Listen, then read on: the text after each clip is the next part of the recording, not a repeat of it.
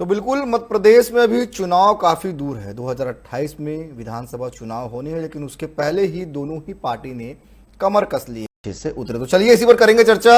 हमारे साथ तीन बेहद खास मेहमान जुड़ गए हैं। डॉक्टर संदीप जी हैं, कांग्रेस के प्रवक्ता, स्वागत करता हूं उनका। मंजरी जैन जी है, भाजपा प्रवक्ता, उनका भी स्वागत करता हूं। शैलेंद्र मिश्रा जी हैं, वरिष्ठ पत्रकार, उनको भी मैं स्वागत करता हूं। के पास जाना चाहूंगा। संदीप जी, कांग्रेस को मेहनत तो करना है, क्योंकि देखिए 25 साल से भारतीय जनता पार्टी जो है मध्य प्रदेश में सत्ता में काबिज है। ऐसे में क्या कोई ठोस एजेंडा है आप लोगों के पास? ठीक है, विपक्ष का काम होता है सत्ता पक्ष को आईना दिखाना, लेकिन क्या उसके अलावा कोई ठोस एजेंडा जिससे जनता का खोया हुआ विश्वास आप लोग पा सके? पांडे साहब, कांग्रेस पार्टी के पास खोने के लिए तो कुछ है नहीं जी।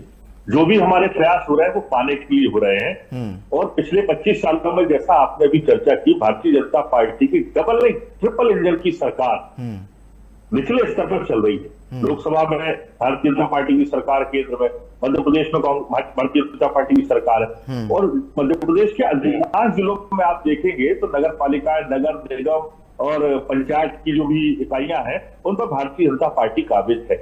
लेकिन जनता को क्या हासिल हुआ, यह प्रश्न इस समय ज्यादा प्रभावी हो रहा है। शैलेंद्र मिश्रा जी ने बड़ी अच्छी बात की कि कांग्रेस पार्टी जो है वो लगातार इस बात का प्रयास कर रही है। और हमारे जो राष्ट्रीय महामंत्री हैं हरीश चौधरी जी, वे लगातार मध्य प्रदेश में रह के और जीतू पटवारी जी के नेतृत्व में जो भी हम लोगों ने इकाइयां गठित की हैं जिला स्तर पर, मुझे लगता है भारतीय जनता पार्टी के कई जिलों में तो अभी जिला इकाइयां ही गठित नहीं हो पाई और इतनी सिर्फ प्रोटोकॉल चल रही है पदों की बंदरबाट को लेकर। लेकिन कांग्रेस पार्टी ने अधिकांश जिलों में अपनी इकाइयां घोषित कर दी है और हमारा सीधा फोकस उस सेमीफाइनल की तरफ है जो हमें फाइनल यानी कि विधानसभा और लोकसभा की ओर ले जाएगा।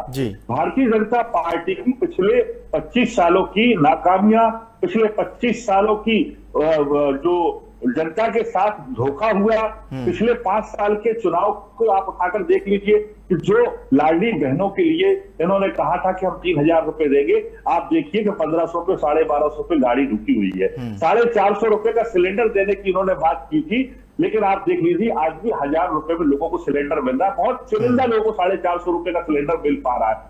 महंगाई की आप देखिए, रोजगार के क्षेत्र में भी कोई बहुत अच्छे प्रयास मध्य प्रदेश में नहीं हो पाए हैं और अपराधों का स्तर लगातार बढ़ता जा रहा है, जिससे प्रदेश की जनता त्राहिमाम कर रही है।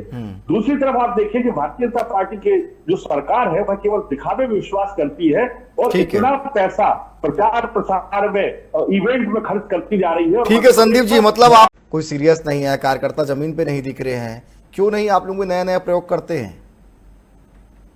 अब नेतृत्व को लेकर तो भारतीय जनता पार्टी को स्वयं सोचना पड़ेगा कि किसका नेतृत्व कमजोर है, किसका मजबूत है। कांग्रेस पार्टी माननीय जीतू पटवारी जी के नेतृत्व में पूरी एकजुट होकर पूरे संगठन को चाक चौबंद करने में जुटी हुई है। मैं शैलेंद्र मिश्रा जी और मंजरी जी दोनों की बातों का एक एक करके जवाब देना चाहूंगा। मंजरी जी ने कहा कि उनके बड़े बड़े नेता छोटी छोटी जिम्मेदारी संभाले हुए, कांग्रेस ऐसा दिखाई नहीं देता। तो मैं उनको बताना चाहता हूं, शायद उनकी जानकारी कुछ कम रहती है या जितना फीड वहां से किया जाता है उनके भाजपा कार्यालय से उतना ही आके और टीवी चैनल पर बोल देती है।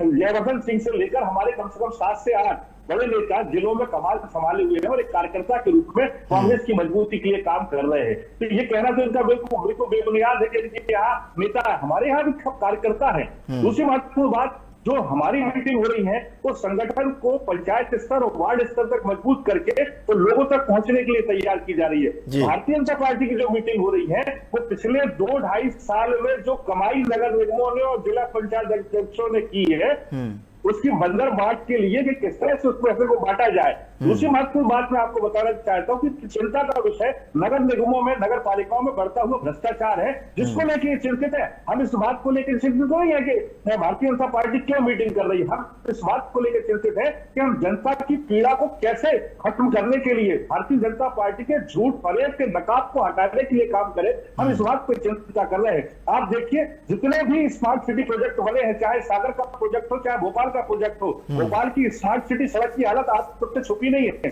सागर में इतना भ्रष्टाचार हो चुका है कि 1600 करोड़ रुपए में से 1000 करोड़ रुपए का भी काम सागर जिले में नगर स्मार्ट सिटी प्रोजेक्ट के तहत नहीं हो पाया। जो हुआ है उसमें जो इंफ्रास्ट्रक्चर बनाया है वो जनता के उपयोग में नहीं आ रहा है। लेडीज टॉयलेट आज भी ताले में बंद है और इंक्यूबेशन सेंटर के नाम पर एक भी व्यक्ति को रोजगार नहीं मिल रहा है।